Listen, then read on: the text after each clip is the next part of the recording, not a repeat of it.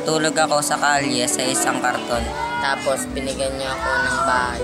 Nag-iisa po ako at tinatakot po ako ng mga matatanda. Nangyari din, nasaktan nila ako.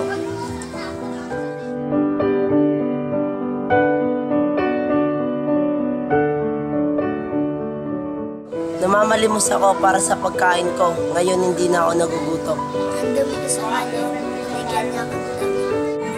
Dati hindi ako marunong basa dahil po sa inyo pumapasok sa school. Marami na po kayo.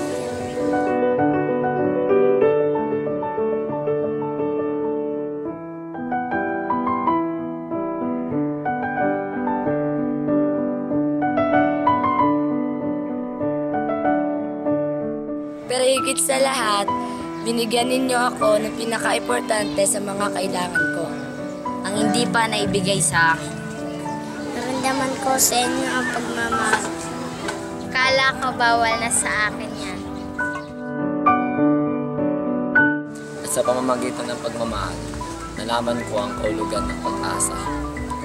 Masakit o masakit ang mga naranasan ko. Inaamin ko, hindi ko yan makakalimutan.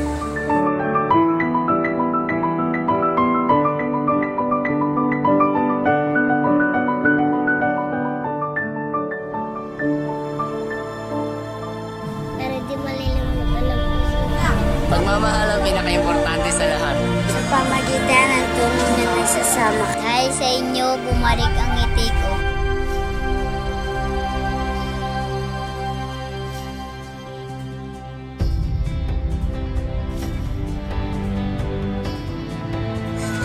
At higit sa lahat, maraming salamat po.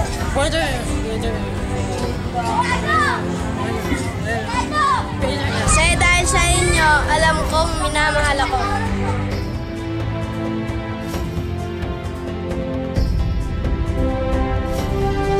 Mahal ko po kayo.